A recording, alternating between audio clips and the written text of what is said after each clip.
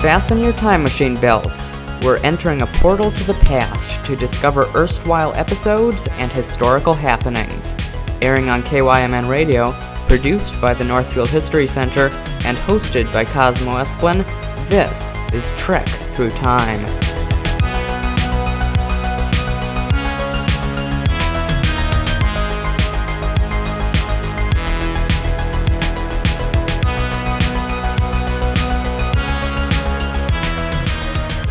Thank you, ladies and gentlemen, for tuning in and embarking on another Trek Through Time.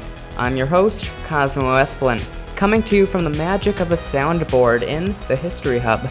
If you are blasphemously unable to catch our debut episode last month, or simply forgot the show's premise thanks to that overpopulated podcast library, it's my duty to remind you that Trek Through Time, or Triple T as I call it, is a monthly radio series devoted to taking a vintage voyage into the rich and often profound history of Northfield, Minnesota. Whether that be an impactful event from 100 years ago, a person instrumental in shaping the town, or an organization pertinent to the past but still creating history today, Triple T's got you covered. Featuring a monthly topic and a well-informed, or very well-informed guest, I hope if you haven't already that you'll consider marking the second Thursday of every month to listen to this podcast. I was happy to hear the positive response to the first episode that aired last month. I was also very excited to bring the show to fruition finally, and I'm glad that many found it entertaining.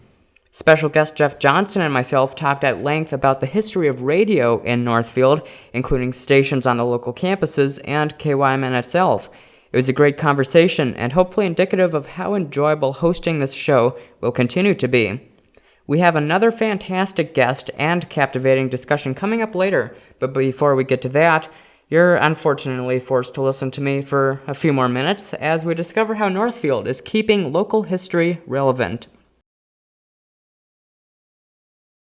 I close episodes of Trek Through Time by reminding listeners to make history happen, so it seems only fair and fitting that I introduce a new segment, checking in monthly to see how history is being made in our contemporary town. Some noteworthy saga, whether good or bad, is always occurring that will make its way into the local archives.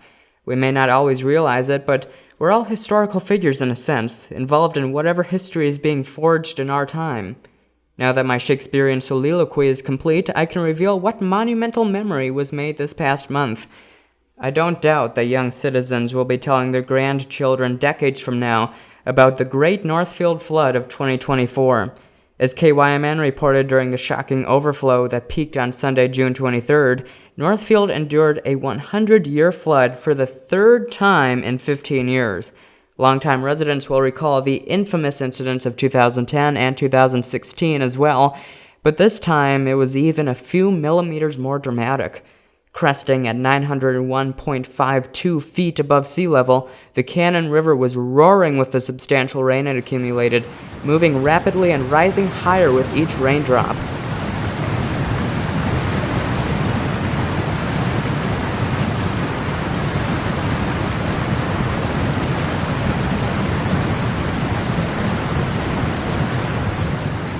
As an anonymous faux marine biologist would state, "The sea was angry that day, my friends, like an old man trying to send back soup in a deli." After hours of tension and more rain showers, the river made its presence known by spilling over railings and being a pain in the neck, to put it lightly. Showing no discipline or mercy, it filled several non-ideal areas such as Carleton's Laird Stadium, in addition to causing toil and trouble for downtown business owners, including locations like Basil's Pizza and the in-progress revival of Froggy Bottoms. This is certainly not the most joyful or celebratory event for history in the making. However, the flood illustrated and proved the power of community when the town's inhabitants come together to help those most impacted. Volunteers could be seen sandbagging and providing whatever assistance they could offer to fight back against the disastrous situation. The result was an unfortunate level of extra labor for businesses on the Cannon River, but a powerful assembly of considerate volunteers who gave hours to supporting their town in whatever way that may have been. The moral of this story: you can count on Northfielders when a dangerous circumstance arises. I hope filling this segment next month is not another flood, but as we wait to see what ensues in July, there are plenty of opportunities to stay engaged in the community and local history with the calendar of events at the Northfield History Center. We're jumping right into things with an event actually scheduled for tonight, July 11th. At 6 o'clock p.m., the trio of the Northfield Public Library, the Northfield Arts Guild, and the Northfield History Center, known as Culture Crew, will sponsor a storytelling workshop presentation from the Moth. Since it is inevitably the alias of some superhero from deep comic book lore, I must clarify to our adamant DC and Marvel fans listening that I am not alluding to any character that uses its wings or antennae as weapons against some sort of arthropod enemy. Instead, the Moth to which I am referring is a non-profit group focused on developing and enhancing people's storytelling abilities. From podcasts to even games, the Moth has made its way into the mainstream, with speakers delivering talks and hosting workshops to complete the organization's mission of creating or delivering better narratives. This event, which I myself am looking forward to, will be held at the Northfield Arts Guild Theater, featuring Moth member Juan Rodriguez. As the description states, participants will learn what it takes to get involved in a Moth Radio Hour style event, discuss storytelling practices, and hear from fellow storytellers. That's a lot of storying, but if you're as intrigued as I am, check it out tonight, July 11th at 6 o'clock p.m. at the Northfield Arts Guild Theater. Spread your visionary wings. It's a mediocre joke. The next monthly Monday at the Movies is also brought to you by Culture Crew. As usual, the showing will be held at Northfield's widely sought-after venue, the Grand Event Center, this coming Monday, July 17th. After last month featured a spooktacularly funny 1970s classic, July will continue appealing to the nostalgic crowd, with another comedy called Classic that audiences of all ages should enjoy. Now, it is my contractually obligated duty to supply the listening audience hints that will lead you to deduct the picture. As previously stated, no monetary prize is awarded for guessing correctly, but here we go. Clue number 1. Set in 1962, the not-so-secret idol of the movie's main group is George Herman Ruth. Clue number 2.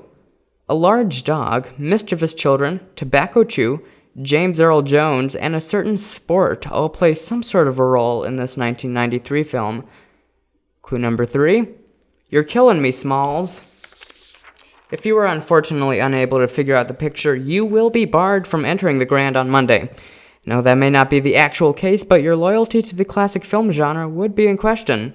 Either way, clear your schedule for Monday, July 15th at the Grand Event Center. Doors open for dinner and drinks at 5 o'clock p.m., followed by a Northfield High School student-produced short film viewing at 6:15. Finally, ordering closes and the movie pick of the month begins at 6:30 p.m. That's the most exciting Monday night you'll get in a while.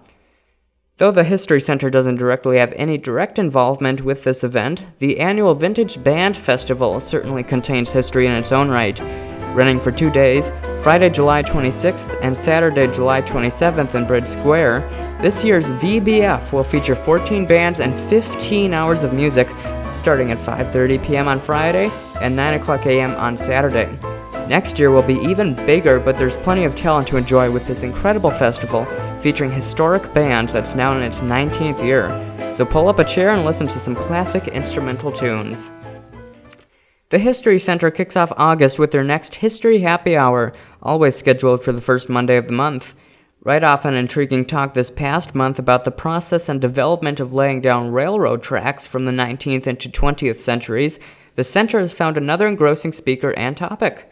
Dan Rogness of Valley Grove Church in Nerstrand will focus on Valley Grove, a story of faith and determination, taking a look with attendees at the origin and rich past of Nerstrand's historic church. There's plenty to be learned, so mark your calendar for Monday, August 5th. The event starts at 5:30 p.m. with drinks available, so set aside a beer for me, the grenadine version, of course, if there is such a thing. A higher IQ is guaranteed afterwards. Actually, it's not, though you will possess some deeper knowledge. And last, but certainly not least, remember that the History Center's brand new exhibit, based on the history of Northfield Pizza, is now on display. following a splendidly successful grand opening reception on Tuesday the 9th that included everybody's favorite, the legendary blessing of free pizza. The popularity will continue, so there's plenty of time to check out this truly enthralling tale of perseverance and, well, pizza. Museum hours and admission prices, which, if you ask me, are easily worth it, can be found at northfieldhistory.org. But we're not leaving this subject yet. No, not even close. As a matter of fact, we've lined up an entire show around it.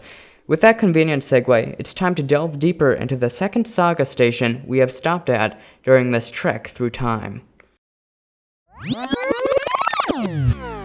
Even though this episode's subject was just not so subtly teased, I'm queuing up the drum roll anyway to announce that July's Axis of Antiquity will rotate around the history of Northfield Pizza. This topic was chosen in conjunction with the History Center's recently opened exhibit, but also because the history is just downright fascinating. Before we get to the much-anticipated interview, let's go back to the beginning and discover the origin of this decades-long tale. A red and blue domino.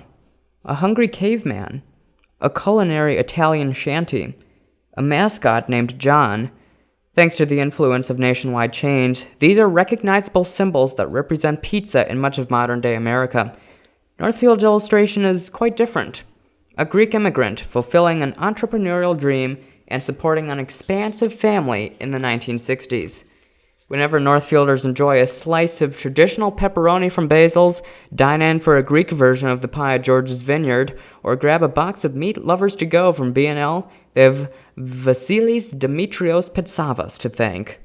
Going by the shortened name of Bill, which is much easier for me to pronounce, Mr. Pitsavas was born in Kozani, Greece in 1929. Living there for 27 years, Bill endured the hardship of the country's German occupation during the Second World War. He was one of a handful who won a lottery that would send him to the United States, a true American dream. A Greek-English dictionary in hand, Bill soon arrived in Duluth from Ellis Island, working briefly at a restaurant there and traveling across the state until he made his home in the relatively small town of Northfield, Minnesota. Maybe you can see where this is going. Bill greatly enjoyed the rural atmosphere and was delighted by people who he would ultimately strike up lifelong friendships with. And he noticed something else too. The pizza market was largely untapped in Northfield. That realization was the dawn of the mythical Pitsavas pizza dynasty, ripped straight out of an ancient Greek epic. Although there were surely risks involved, Pizza Bill, as he would eventually be dubbed, opened up Bill's Pizza Palace in 1960. The parlor created a cultural frenzy throughout the town, who lined up to get a taste of the finely cooked crust, fabled sauce, meltastic cheese, and whatever assortment of toppings were requested, nay, demanded to enhance the experience. Why is my mouth suddenly watering? Bill frequently returned to Greece and visited relatives who remained there. Their lives would be changed as well when 7 years into the pizzeria business, Bill recruited the assistance of 19 family members still living in Greece. The pitch must have worked. In 1967, a large group of Greek kin made their way to Northfield, making Bill's Pizza a family business. And it would shortly be a married couple's business too, as Bill met the love of his life, Theologia, in Greece, and wed her in 1972. With a son born in 1973, the transition from Greek life to American life was complete, bringing with it a unique pizza culture to Northfield and opportunities for the entire Pitsavas family to thrive. Things at Bill's Pizza Palace stayed pretty much the same for a few years, but the Northfield Pizza Arena underwent a big change in 1984. Given that the Pitsavas family now had upwards of 20 members present, it was perhaps only a matter of time before kin branched out. We're just lucky they chose to stay in the pizza business. When another Pitsavas opened up their own pizzeria, Bill, after briefly returning to live in Greece with his wife and children, changed the name of his iconic restaurant to Basil's Pizza, which has been for 40 years now. Philip Gounakis, Bill's nephew, had experimented with owning a few of his own pizza places through the 70s, 80s, and 90s, in Wisconsin and Missouri. In 2002, Phil and his family's arrival back in Northfield marked a celebrated and successful homecoming for them, with the opening of George's Vineyard, named after Phil's father and Bill's brother. 22 years ago, in that same year, another popular chapter in the Pitsavas saga made its debut, B&L Pizza, run by Bill's niece Lula Valak and her husband Brad. Additionally, there were even other attempts by Pitsavas kin to run their own restaurants, as evidenced by pizza shops that have opened and closed over the years, and some that survive today, around the Minnesota and Wisconsin area. These pizza premieres only serve to better exemplify the influence and role model that Pizza Bill was on his large family. Although Bill sadly passed away in 2014, his legacy has been cemented in the township and will carry on well into the future. Of course, the Pitsavases don't have an exclusive monopoly on the Northfield Zal locale. They aren't the Corleone family, after all. There have been a number of local businesses that have their own history ingrained within the town that ran for their own amount of time, whether that was momentary or extensive. For example, Ideal Cafe, which dawned in 1952, appears to have the honor of being the first Northfield business to offer pizza. Angelo's Pizza was another well-known option for town folk that have resided here a while. Dino's Pizza, Pizza Haven, the Village Pump, and Old Piper's Inn are other departed businesses that had their impact nonetheless. Today, Northfield possesses a decent numbered 7 pizza-centric locations: Basil's Pizza, George's Vineyard, B&L Pizza, Domino's Pizza, Pizza Hut, Carboni's Pizza, and Papa Murphy's. There's certainly no shortage of options when someone in town wants a few slices of the culinary commodity that has its roots somewhere between 5 and 200 years ago. Now, I've given you the basic gist in my typical long-winded way, but there's even more to this amazing story that is a testament to the rich history of Northfield's seemingly ordinary citizens. That is exactly why I need a special guest. So, it's a pleasure for me to introduce Trek Through Time's memoir maestro this month. This month, we will be hearing from Dimitri Pitsavas. The current owner of Basil's and the son of Pizza Bill himself, Dimitri has played his own important role in preserving and continuing on Northfield's pizza history. I'm excited to hear Dimitri's perspective as a longtime pizza preparer and as someone who possesses first-hand knowledge of the pizza empire's past. I think we're in for another captivating conversation, so buckle up as we head back in time with Dimitri Pitsavas to discover the history of Northfield Pizza.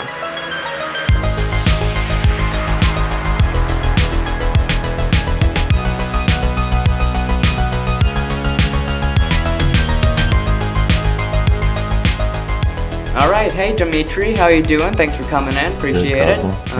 Yeah, I'm really excited to talk about the history of pizza and your father Bill Pitsavas and so forth, because as I was looking at all the history surrounding this, I realized there's a lot deeper stuff here than people realize, so I think that it'll be a fun conversation.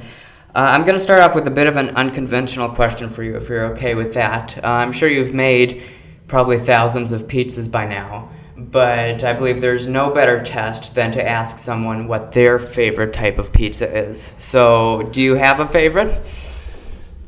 Yeah, I've had pizza more than any other food in my life. I don't doubt that. And I would say I like a lot of different pizzas. Mm-hmm. Specifically, I've had more, obviously, at Basil's. Mm-hmm. But sausage is maybe one of my kind of go-to toppings. But I would say something simple like a cheese pizza is very traditional. It might sound a little cliche, but it is. There's something about the simplicity. It's just you can get everything you need from just those basic toppings. So I grew up eating cheese as a kid. They didn't put much on it, thanks to my parents. I think that was good, and I still love just a cheese pizza. Right. Yeah, and then that makes sense because you can focus more on the sauce too, and you can focus on the quality of the cheese and so forth without trying to figure out there's sausage and hamburger in here. What am I getting here? But I honestly, I'm a little bit glad that you didn't say pineapple and pepperoni. My mom loves pineapple and pepperoni, and we're not estranged yet. So now that we know all about you, given your favorite pizza, I think people really know you very well now. But before we get to the history, let's focus a little bit on your history. So you've owned Basil's for I don't know how many years, but you're the son of the godfather of Northfield Pizza. So I presume you yourself have a pretty rich history with pizza. So take us through that a little bit. Yeah, those are all pretty lofty words, but yeah, my name is Dimitri. I'm the son, the oldest son of Bill and Tia Pitsavas, my late brother John Pitsavas, and my sister Aleka, 3 siblings. Grew up in Northfield for most of my life with kind of a little bit of a back and forth in my early years between Northfield and Greece. Two very different cultures. Yeah, different and yet similar in some way, like sure. Or tied in some ways. But I finished school, lived here most of my life, finished high school here in Northfield in 91, studied at St. Olaf and finished there in 95. And lived here beyond that, raising with my wife 2 daughters. So, yeah, I would say, with the exception of about 5 years, 46 years in Northfield, right. At Basil's, and yeah, Bill's when I couldn't quite remember a lot of things, but it was originally and first Bill's Pizza. Right, before it transitioned to Basil's. So I presume that pizza has always been a part of your life. You mentioned that you've eaten pizza more than any other food. So what was it like then, going from sort of maybe more of a supporting role to now owning Basil's? And how many years have you owned it now? Well, that's a tricky one. And it's a family business, and sure. It's owned, operated, and I've been operating it for, again, that's where it becomes a little bit gray. But I've been since college, really. Wow. After I got my completed my education, so to speak, then I really kind of got into it full on. More comprehensively. Again, a difficult part was losing my brother John, who owned and operated again for a number of years, many unforgettable, years and things that he did. And after 2007, again, kind of like little chapters that I don't want to, it would take too long to really get into detail. Dive into those, yeah. But yeah, because I also had a small stint where my family and I went back to Greece for a couple of years, pre-07, from 5 to 7, but since 2007, again, like another mini chapter of just being here. And, honestly, yeah, I remember my whole life around it, and then I can... Because your memory, or at least my memory, does start to gray with age. I remember, both. Trust me, tell me about it. Yeah. I mean... I don't know about you, Kosmo. I don't know. You're young. I don't know. I feel like I'm aging rapidly sometimes.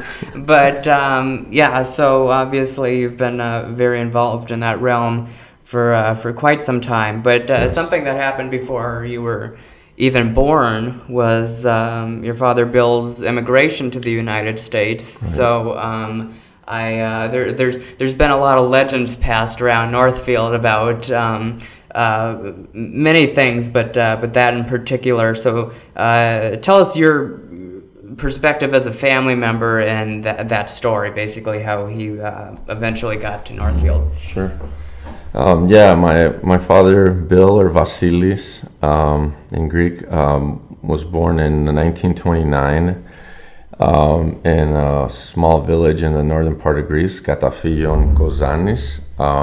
Thank you for pronouncing that for me. That is a little tricky, but it's just on the west side of behind Mount Olympus on the mountain range of Pieria. Oh, okay. Is a small village that was the main their main occupation or main trade was like they were loggers. So my dad was the oldest of 6. He grew up there in pretty difficult conditions, especially since at a young age of about 12 or so. World War II happened, broke out. and then when it spilled into Greece and the occupying forces were kind of doing, what was happening. The unfortunately, their village was burned. Oh wow! So then Pretty from terrible loggers, conditions. you're no longer in the mountains. You no longer are doing what you were doing to try and make a living, at least. Everything gets turned upside down. So they had to relocate, and things probably were even tougher, or at least transitioning. And later on, I mean, again, my father took on pretty hefty responsibilities, especially for somebody that young. It sounds, at least to me even, and maybe my kids and other generations, kind of surreal. But he was trying to help raise, or support, I should say, the family.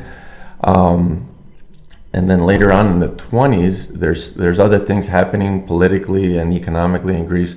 And there were things like lotteries, I think still maybe happen today. My father, along with a couple of friends from the same village, Eris and George, I'll just use the first names, got picked on the lottery. So, and their lottery was, their destination was for the United States, and specifically to Duluth, Minnesota.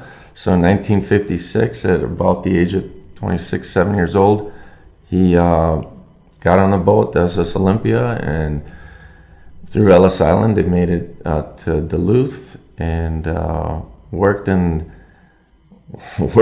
is an understatement, worked for about 4 years there, many jobs, scrap metal yards, and, just saved. And decided that his path to kind of grabbing at an opportunity or making something beyond for himself was to go into a restaurant of sorts. There were other people there, elders and Greeks that preceded him, that gave him ideas, gave him some advice.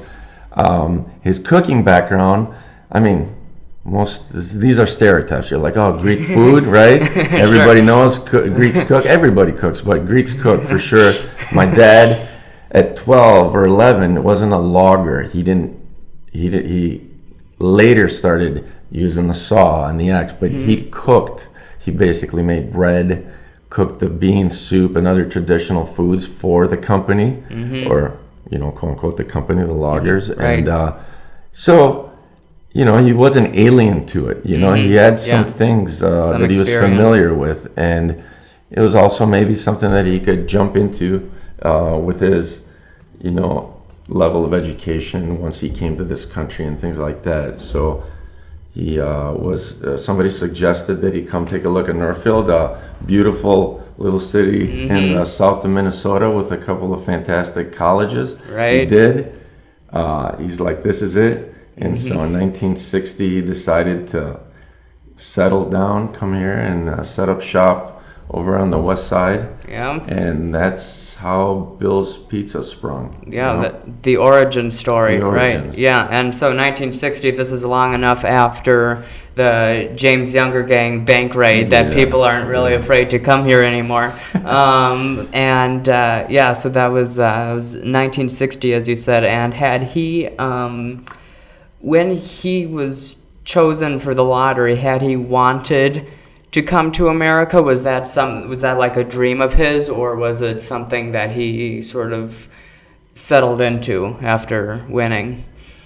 Every father, mother, and kids have different, things. I hate to say it, but some of these questions I never really maybe asked, and I don't know exactly. I would say that he probably settled in, though. That's my take and feel. Right. Really, years. I don't think he knew what would happen in his life, just because it was so tumultuous and like things that out of your control. A war and then civil war and other things. So he probably made it here, and then figured out what he was going to do. Just kind of grew into it literally and picked up things along the way. do you know what the pizza market was like in particular before Bill came here? Was it, did he look around and see, there's maybe one pizza place or there's no pizza places, here's an opportunity, or?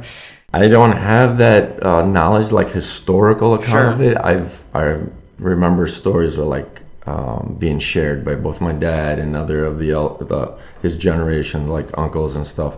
There weren't that many. They'd say pizza was a novel thing. There was this maybe place that had pizza in Northfield.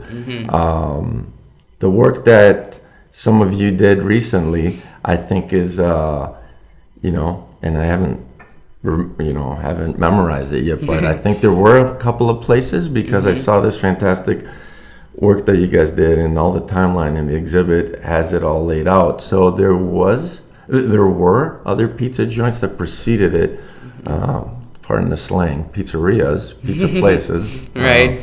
But very informal language you're using there, Dimitri. Yeah, I apologize. But I don't think my dad probably also approached it in such a, he didn't, like having business plans, looking at the competition, market analysis, things like that. He liked the town. Yeah.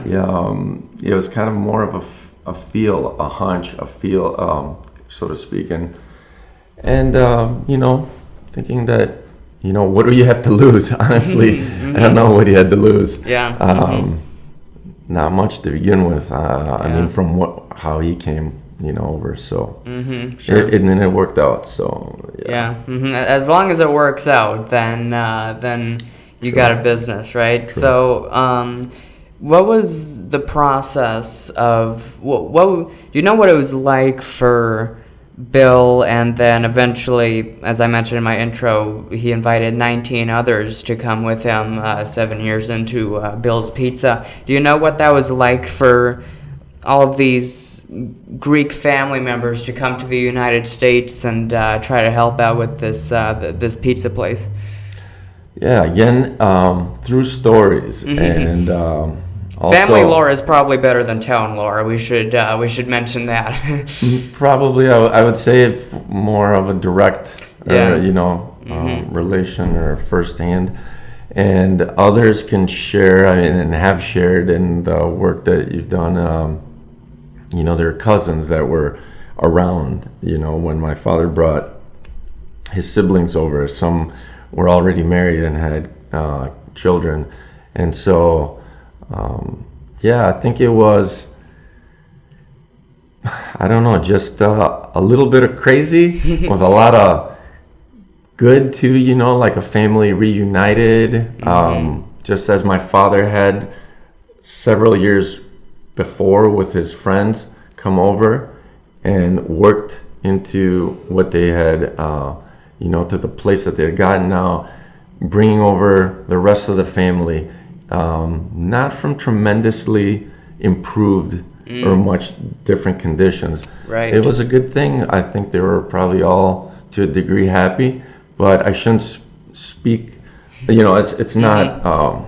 I'm not gonna say it was maybe the only an thing, easy transition. You have the mixed feelings, right? Yeah, you're leaving your home too. But there are a lot of them, so it's kind of good that there are more of them and supporting each other while they were getting into their new kind of lives. And as time showed, like they all kind of went and did things from there on out, so on their own, which is nice.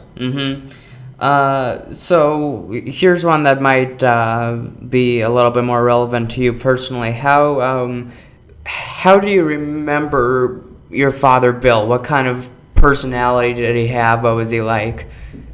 Very, very kind, I would say. I feel like some might raise a brow to that, like going, man, he could be pretty direct and kind of at work or other, depending on the context. But yeah, he was. I've heard other people saying like he was a nice man. He loved to have fun. He was kind of free spirit. He was generous, this and that. I just remember him as being just kind of a kind person, a good person. Ultimately, Uh, yeah, passionate and a little fiery at times. Maybe more stereotypes come and drop in there, you know, Sure. with the Greek blood.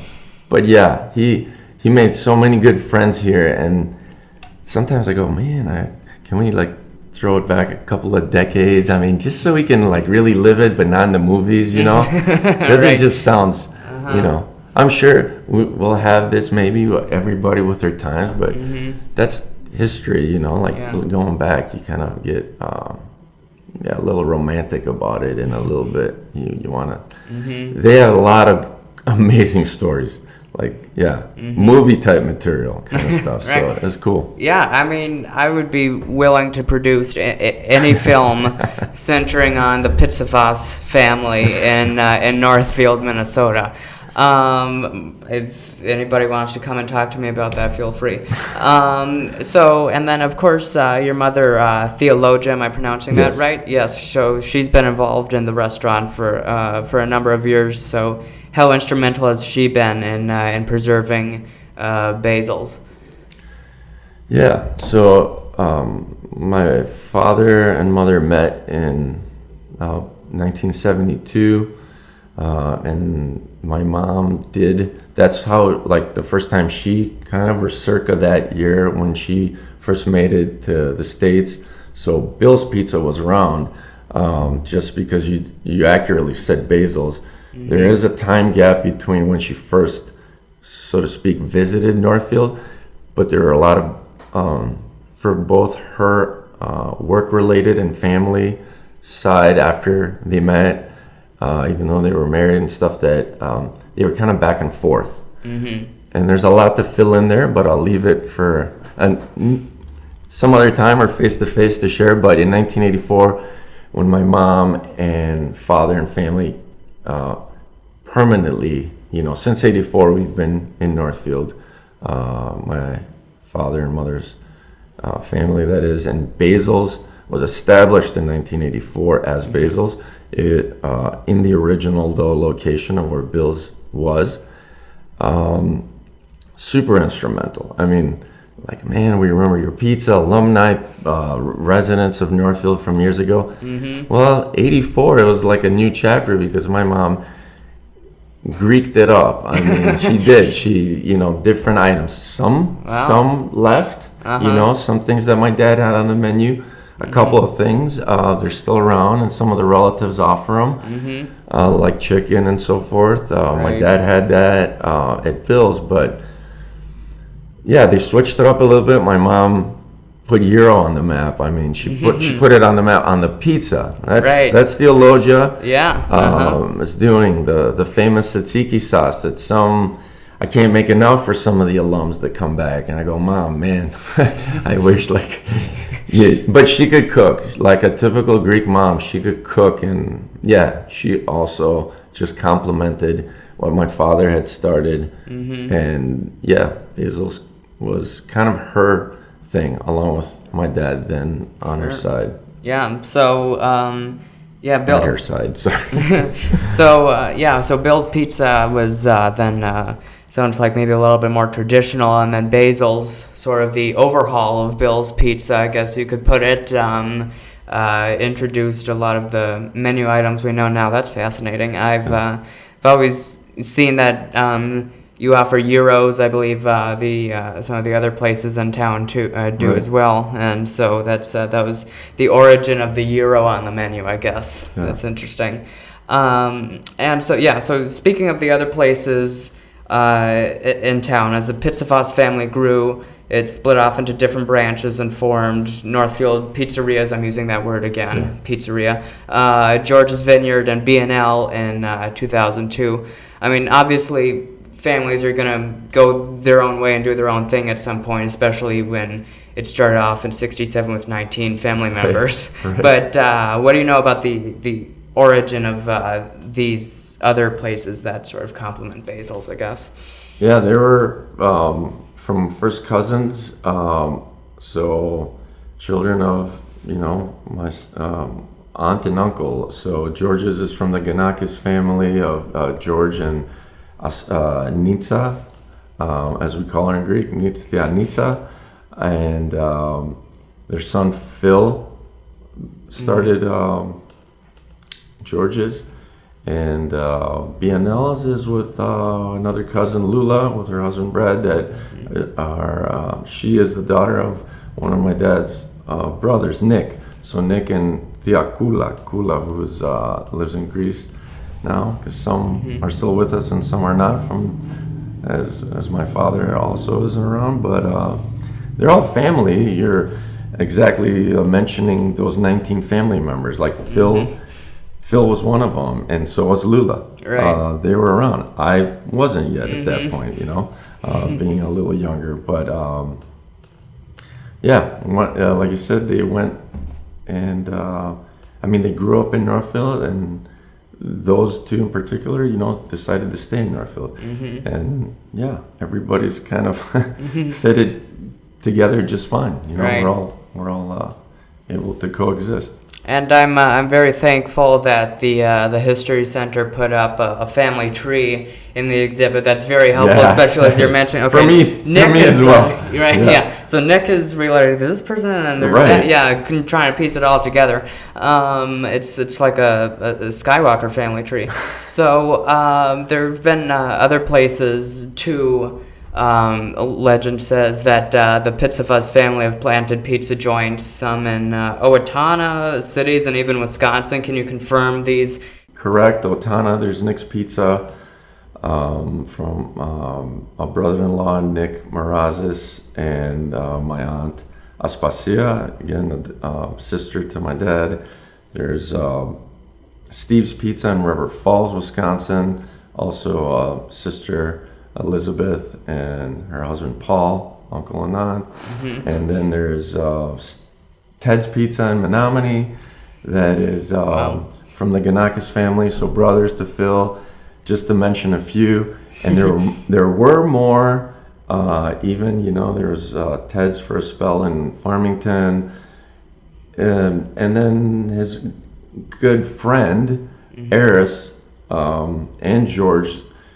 And I don't know the exact story, but the three that came along together in '56. So my dad came up a few hours south of Duluth, while Eris and George went further south, and they kind of set their feet in Missouri in a couple of different places. And Eris has a pizzeria in Jefferson City, Missouri, his good friend. So it's really gone a long way then. Yeah, and there are a few more, even in Iowa. Wow. Not direct relation, but like really from a close circle, even like those really good friends that came together. They didn't have a blood relation, but they were like almost like quote unquote three brothers that because they left the same village, their families knew each other really well. But they all got picked and they all came together, even though they were, not directly family. So family by blood and family by relation have both sort of continued that whole Pitsavas pizza chain, I guess you could say at this point. So we've mentioned a few times the History Center's pizza exhibit that they have going on right now. So what was it like being involved in that and then eventually seeing it? It was I was a little nervous as I trying to mask a little bit, but because it was a feeling of kind of muted, like pride. I felt humbled because I'm like, we're making pizza. There's so many important things going on in the world. I know it's for profit, but I mean, we feel like what's keeping us going too. It's the community. It's kind of a service, and again, like all tied in under that word, like family. Sean and the other people like Mark and Bryn and Eliana and all the people that worked on this, I was floored, impressed, like, because seeing it all comprehensively, I was like, man, I'm learning. I'm also, again, the feelings that I mentioned before, it makes you kind of see the past almost, like live it. You see pictures and you hear elders, like from my cousins and my mom, like sharing stories that I may have heard and some that I either forgot or haven't heard yet, right? Wow. Mm-hmm. And seeing the tree, like you mentioned, the family tree. Well, I'm just thankful that, you know, there's some interest in putting it, because for us personally and, you know, the other families, the relatives, I'm sure we're all just really kind of, you know, you bring back those memories and the history of your just personal family, just to kind of fill in things and make you remember and you know, see it again. Provide a new perspective too, I'm exactly. sure. Yeah, see it from somebody else's shoes, I guess. So, I'm wondering if you still have family in Greece today. Do you visit there often? Yeah, so big, I mentioned my father, a family of 6, so good-sized family. My mother, family of 8, so some living, some not with us, but both, all 3 sisters, my father's sisters, are still living. 2 of them are in Greece, and then extended families, like cousins and their children, and same on my mom's side, cousins and friends. And then my wife came over in the early 90s. She also is, you know, that was the first time she came to the States. So her mom and family are in much smaller, but they're in Greece. And so we go back and we try to visit annually and see, you know, use an excuse to, also as an excuse, I should say, we are very happy to go see them. We need to, you know, keep those connections and, you know, take a break and visit the people and the country. It's very important, you know, at least that's how we were brought up. So sure, we do try to go back as often as we can. Yeah, that's nice. I've always wondered, is pizza popular there? Is it a thing in Greece? I mean, obviously it has its roots in Italy, but is it popular in the country? Yeah, I can speak, I guess, again, not very from a historical base, but in my lifetime, it has definitely grown, even over the last just 20 years. As I mentioned, it was like a novelty here in the States, which I'm sure, like, if you went further east to Chicago and larger cities, you know, pizza was there long before it came to Minnesota. So I'm sure it came to Greece, or started picking up steam and becoming more popular much later than here in Minnesota. But over the last 20, 30 years, it's definitely picked up because it's very popular. It has maybe a little different influences, maybe a little bit more directly from the neighbors to the west, Italy, but very unique in its own way, because you have the raw materials and the resources and some of the the cheeses, just the flour and the water, those basic ingredients make it different. But yeah, definitely popular, very tasty. Do I eat it a lot there? Is there a pizza that isn't tasty? Yeah, I don't know. My perspective is that it's really to each his own decision. You know, like what they like or how. But pizza is kind of like a plain, like an empty canvas, right? Because I was just gonna say it's like an art form. You can paint it how you want. Sometimes. Yeah. Someone may be offended with the art, but you said pineapple, but man, is pineapple really popular? When was pineapple thought of ever, who was going to ever think it would go on pizza? But it's super popular. I would like to find that out as well. That should be my next research project. Is there a topping request that you've ever received that's just so crazy for a pizza? Has there ever been an order that's like, I want you to put pancakes on the pizza or something like that? It doesn't have to be that dramatic, but... Yeah. We're pretty conventional, so maybe just the way people perceive us, maybe it's kept some, people or held them back. But we have had, I would say, the things that kind of strike me are just like, oh, put triple cheese. Can you do quadruple cheese? Quadruple cheese. Man, I don't know if I could stand the pizza. Or some people want multiple toppings, right? Like tripled.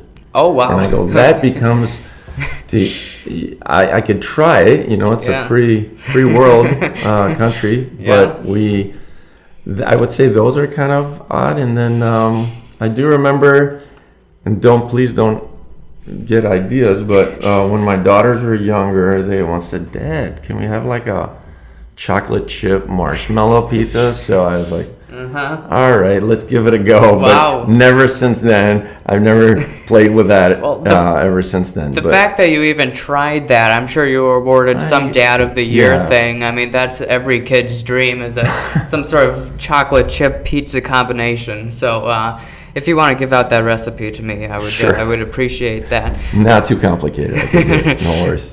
I also want to ask how everything is going post-flood, because obviously everybody saw the water rising and kind of going into the back of Basil's there a little bit. So it seemed like you held up pretty well, but how are things operating now?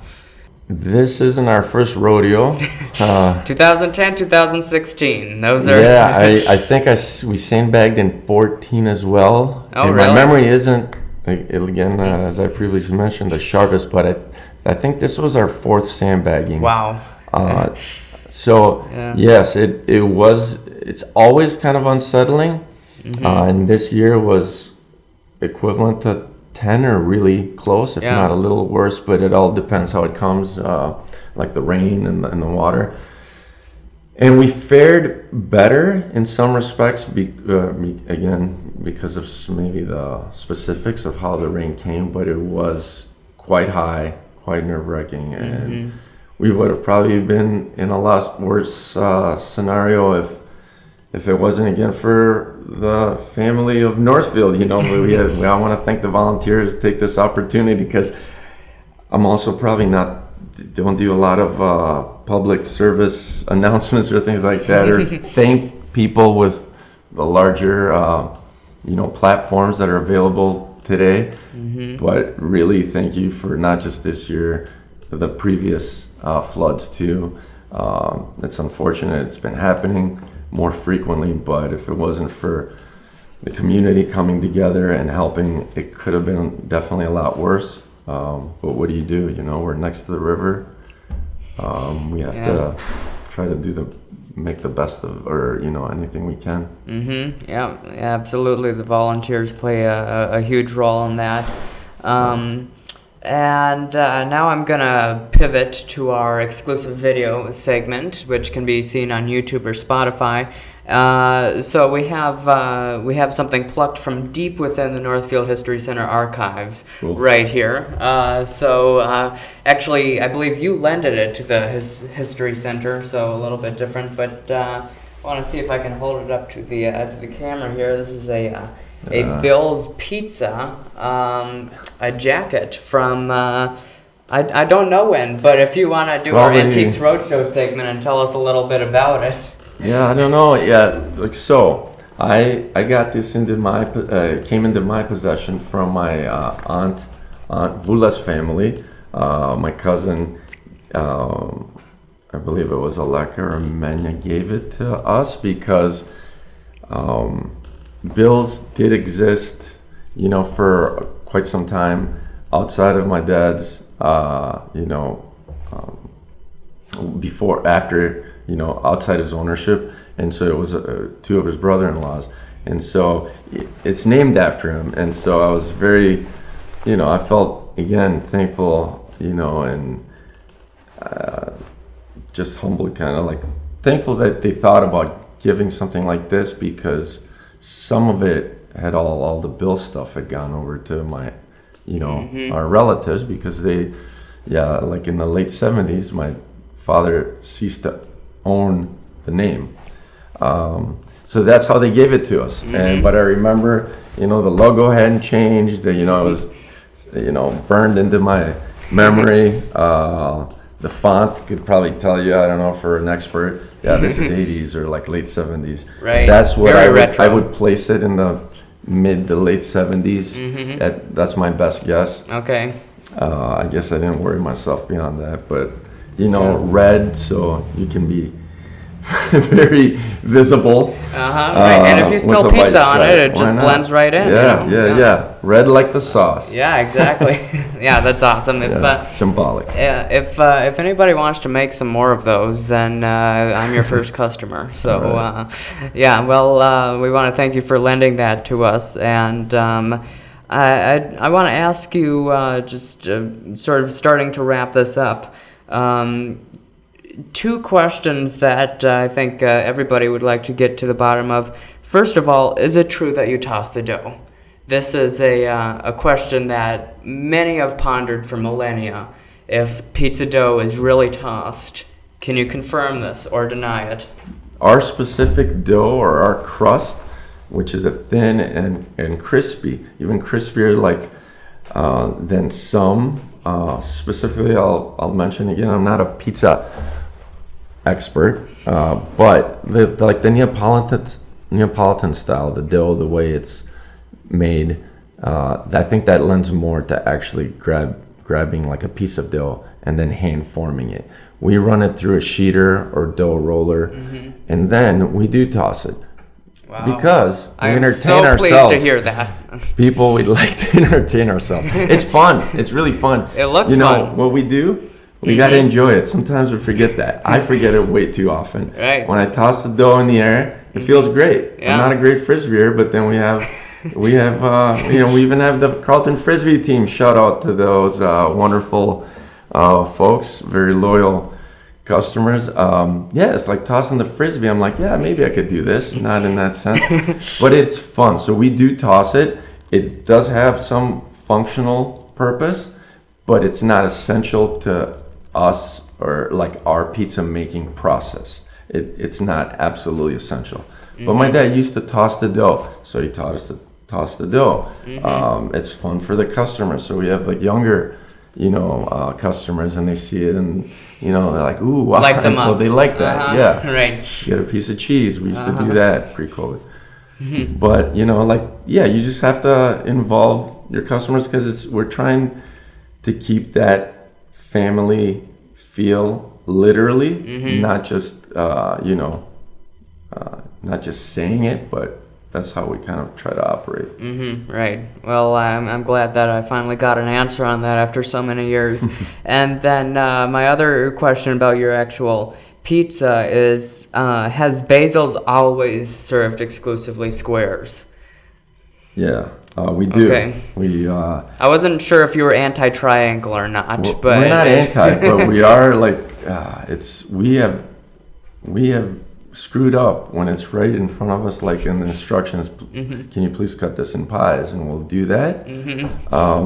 But we're just so inclined to do the squares. We're just out of habit, because that's how we cut it. That's how my dad learned in his beginnings, and it was kind of a Minnesota thing. And so that's how Basil's, or Bill's I should say, started, always doing it, and still do to this day. But you can definitely ask us to cut it into pies. We're not we'll do our best to not mess up or forget. All right, good to know. My circle idea for a pizza has not taken off yet, to try and cut it in circles. So right. We just leave it in a big circle. Right, yeah, exactly. To finish this conversation off, I just want to ask you about family legacy, I guess. Obviously, it started with Bill and has carried on to many people, but you in particular in regards to Basil's. So have you enjoyed carrying on the Pitsavas pizza family legacy? I have. It's there have been things that have been really tough along the way. Not as tough as the things that my father or others have dealt with, but there's always difficult things. But I've definitely enjoyed it. I think my responsibility, if not a legacy, because that word strikes me as a little bit hard for me to feel like I'm tied into anything like legacy. Just a story and just a continuity, like just a family. The name, the trade, that what I was taught from a young age, and just out of also because it's really my means of living, but I enjoyed it. I learned it at a young age, and I enjoyed it while I was studying and possibly thinking of doing something else with my life, but circled back and thought that, yeah, I do like this. Somehow I was just, yeah. There had to be, even though maybe I can't pull out everything within me that and how my mind worked or decided to go that way, I still enjoy it to this day. Just from a couple of minutes ago, you asking about tossing the dough and creating something, just like any of us at home. When we cook, and something that all of us should and can do, it's very rewarding, it's very fun. And for us, I think it's always a reward. I think my mom also instilled that very much, because she was a mother,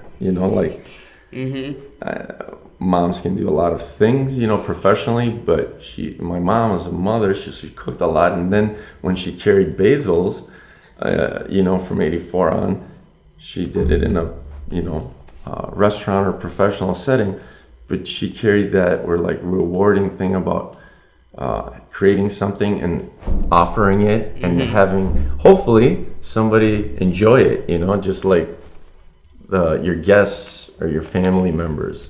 So I guess that kind of became part of me too. I like to hopefully create something that people will enjoy, but that is something I can't control, but try to do my best, right? And then let everything go from there. It's been a positive journey, it sounds like.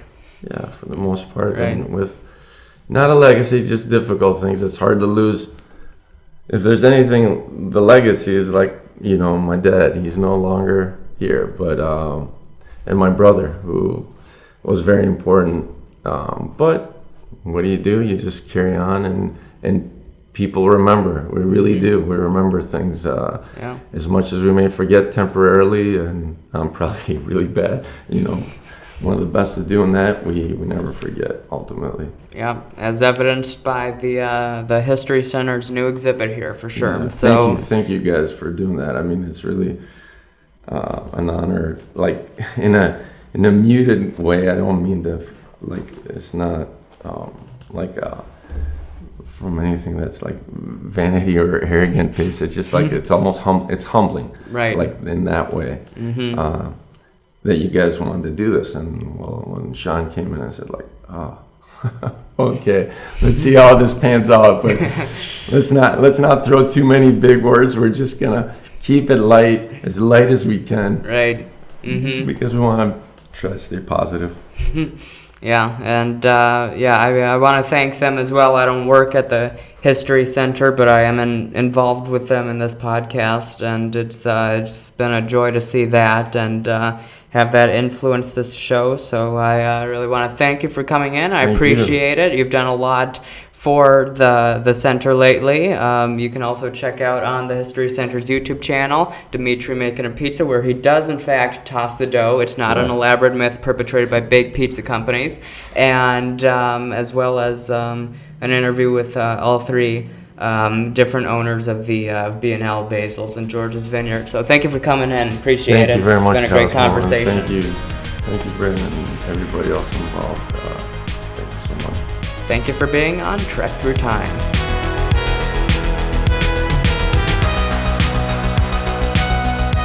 Wow, what an interesting discussion. I want to thank memoir maestro Dimitri Pitsavas very much for coming on to speak about the history of not only pizza in Northfield, but the Pitsavas family as well. As always, thank you to everyone at the Northfield History Center, including Sean Allen, Mark Thornton, and Bryn Artley, and as well as Rich Larson and Jeff Johnson at KYMN Radio for airing the show, and my parents for the relentless support. But, as usual, one last thought before you can be free of my voice. For this month's archival anniversary, we celebrate the courageous and trailblazing historical event that was the Apollo 11 moon landing.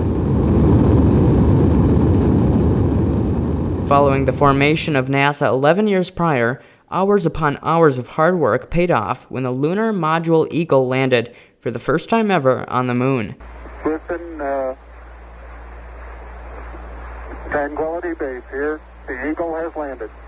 Beyond just the sacrifices of Neil Armstrong, Buzz Aldrin, and Michael Collins, it's vital to recollect the dedication of the literally hundreds of thousands of people who made this pioneering mission possible, and reminded the country that anything is possible.